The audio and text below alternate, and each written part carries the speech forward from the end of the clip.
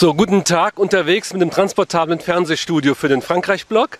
J'ai aujourd'hui la chance de recevoir ici, devant Clette, devant le feu de lac, non c'est plutôt le Feuersee. J'ai la chance de recevoir le groupe Prestige et vous venez de Paris. Et comment appelez-vous? Alors moi c'est Michael.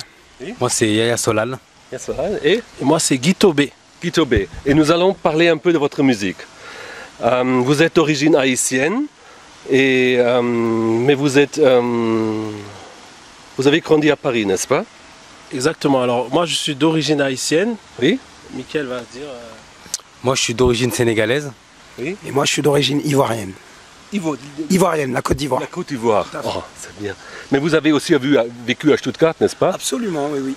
Dann muss ich doch gar nicht Französisch mit Ihnen sprechen, dann kann man doch Deutsch sprechen. Ja, auch, ja, natürlich. Und Sie haben Deutsch gelernt? Ich habe Deutsch gelernt, genau. Mit den Lehrwerken von Klett hoffentlich. Ne? Nein, nicht wirklich. Also ich musste damals sofort anfangen zum Arbeiten und ich habe dann mit meiner Arbeitskollegen dann Deutsch gelernt. Es ist gut, dass Sie mir gesagt haben, dass Sie Deutsch sprechen. Dann muss ich mich nicht dauernd anstrengen, um immer noch Französisch zu sprechen. Ist in Ordnung. Das ist wunderbar. Also ich bin Ihre Assistent heute. Ja, also merci. Also hier muss ich jetzt aber auf Französisch weiterfragen. Ja. Votre formation, je voudrais parler avec vous de votre formation, de vos origines. Okay. Vous avez fait du soul music, gospel et la musique haïtienne. Et comment êtes-vous venu à la musique? Je suis venu à la musique grâce à ma famille, parce que dans ma famille, tout le monde pratique la musique depuis des générations. Et quel instrument? J'ai un oncle qui pratique de la guitare, du piano, du violon. Et j'ai une sœur qui fait de la harpe. J'ai mon père qui fait de la guitare. J'ai un oncle qui dirige une chorale. J'ai mon grand-père qui est docteur en musique. Oh, magnifique. C'est une vraie famille de musiciens. Exactement, c'est une famille de musiciens. Et vous êtes aussi songwriter. Et quand est-ce que vous avez écrit votre première chanson? Ma première chanson, je l'ai écrite, j'avais 12 ans. Oui. Et comment avez-vous eu l'idée d'écrire une chanson? Je n'ai jamais eu l'idée d'écrire une chanson, c'est juste que j'étais en cours et puis à un moment donné, je m'ennuyais et pour passer le temps, j'ai commencé à réfléchir et pendant que j'étais en train de réfléchir, il y a une mélodie qui était dans ma tête et j'ai commencé à écrire les paroles que je ressentais sur une feuille et puis c'est parti tout seul comme ça. Magnifique. Ensuite, vous êtes devenu compositeur, interprète. Et quelle est votre approche préférée à la musique aujourd'hui? Aujourd'hui, mon approche préférée, c'est tout ce qui est la musique pop. Oui. C'est ce que j'aime par-dessus tout, en fait. Et la musique qui transmet un message. C'est important pour moi qu'une musique fasse bouger, mais aussi que joue un rôle en fait sur la culture d'un pays ou auprès des gens, que ça apporte quelque chose concrètement, que ça donne de l'espoir, que ça donne envie de vivre, que ça donne envie de se lever le matin, de se battre. Pour moi, la musique, c'est un remède et c'est vraiment important qu'une musique fasse du bien. Oui. Et votre groupe Prestige, quand est-ce qu'il est né? Il est né en 1997. C'est un groupe qui est... oui. Tout à fait. Il est né, ça a commencé par l'amitié, parce qu'on est des amis, on se connaît depuis l'école, depuis le collège, donc on a commencé à faire de la musique ensemble et ça s'est bien accroché, puis on a continué comme ça. On a continué en se mettant dans la tête qu'on avait un rêve, ce serait de pouvoir faire notre musique et de pouvoir le faire découvrir à travers le monde. Magnifique. Sie haben große Erfolge, das ist ja so toll, mal auf Deutsch zu sprechen. Sie haben große Erfolge gehabt. Sie waren im Zenit, Sie haben gespielt auch in La Cigale, auch im Dôme de Marseille. Und wo haben Sie noch gespielt? Also wir haben in verschiedenen französischen Hallen, ich meine großen Hallen gesungen. Mal als einzelne Künstler, mal als Vorgruppe von großen Namen in Frankreich damals. Und n'en parlons pas.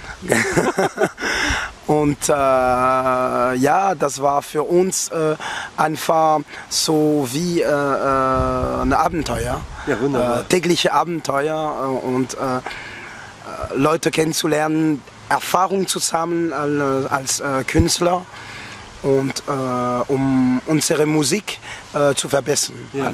Wir sitzen hier vor Clette. Clette ist also im Hintergrund von uns das große Gebäude, wo ich im 5. Clette est derrière nous, je travaille au 5e étage. Comment avez-vous créé ou comment avez-vous trouvé Clette?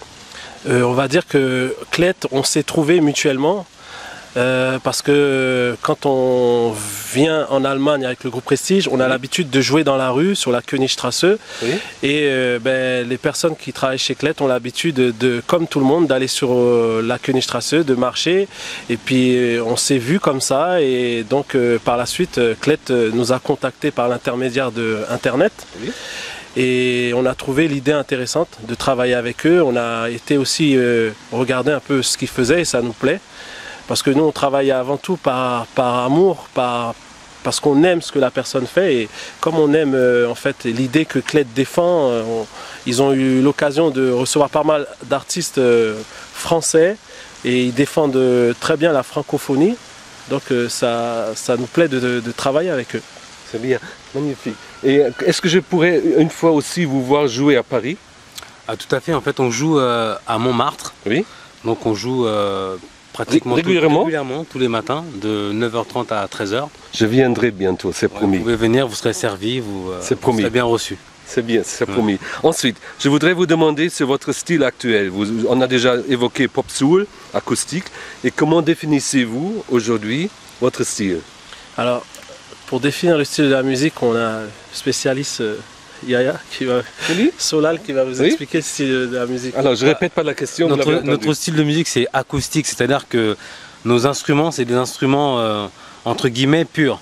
C'est-à-dire c'est la guitare, c'est une percussion fabriquée en bois, etc. Pour l'écologie, c'est pas mal. Donc, notre musique, c'est vraiment de l'acoustique chantée en français. Et avec tout ce chant, beaucoup d'amour. Magnifique. Voilà, et beaucoup de partage. Oui. C'est vraiment ça le but de notre musique, et notre but à nous ensemble en fait. De partager l'amour de la musique qu'on a. Et à qui vous adressez-vous surtout? Je pense que l'amour s'adresse à tout le monde.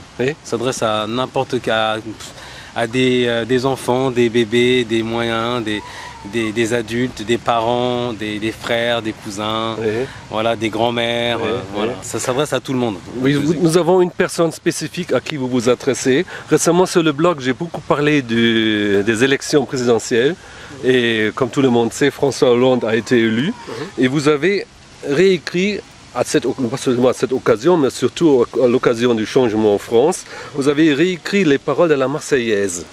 Et pourquoi avez-vous fait ça? Voilà, donc il faut absolument que j'apporte une petite précision sur ma motivation en ce qui concerne la réécriture de la Marseillaise.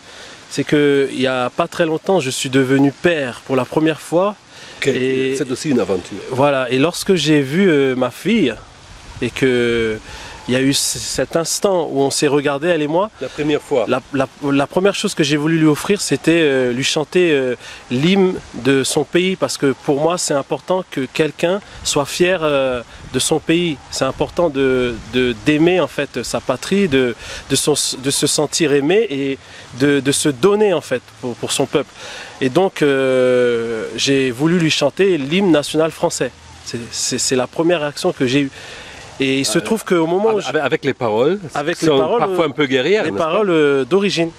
Mais il se trouve que je n'ai pas pu le faire. Je n'ai pas réussi à chanter cette chanson à ma fille.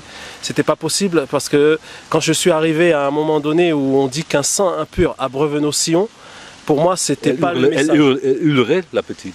Ah oui, exactement. Elle a commencé à pleurer. Mais vraiment, elle a commencé à pleurer. Ça m'étonne pas. Voilà. Et donc...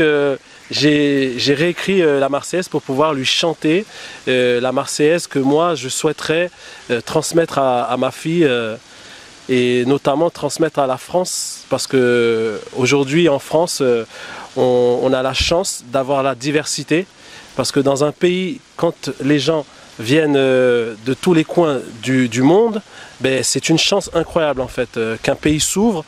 On est à l'ère où on parle beaucoup de l'Europe. Et donc c'est important de parler de cette chance que la France est là. Parce que la France, pour moi, c'est un pays qui est vraiment ouvert au monde. Et c'est très bien comme ça.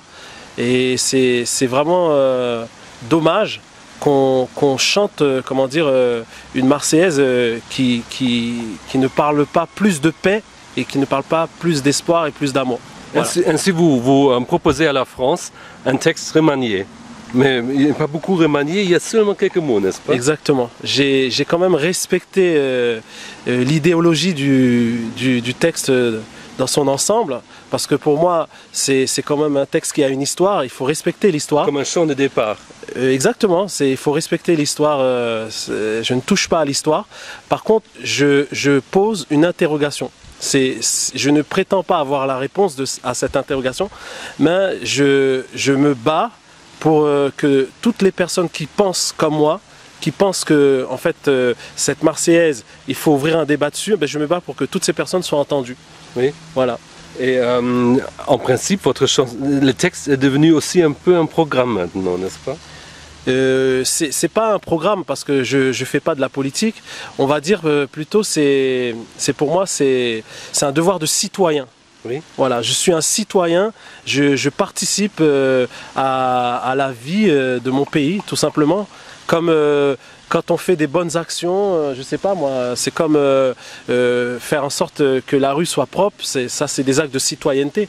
Oui. Mais voilà, pour moi, la Marseillaise posait l'interrogation, notamment la question qui consiste à comprendre pourquoi les footballeurs de l'équipe de France, quand on entend la Marseillaise, la plupart des joueurs ne chantent pas cette chanson. Oui. Ben, je veux savoir pourquoi. Oui.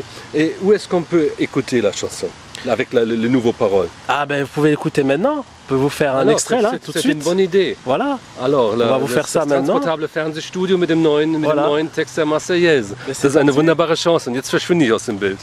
On va vous faire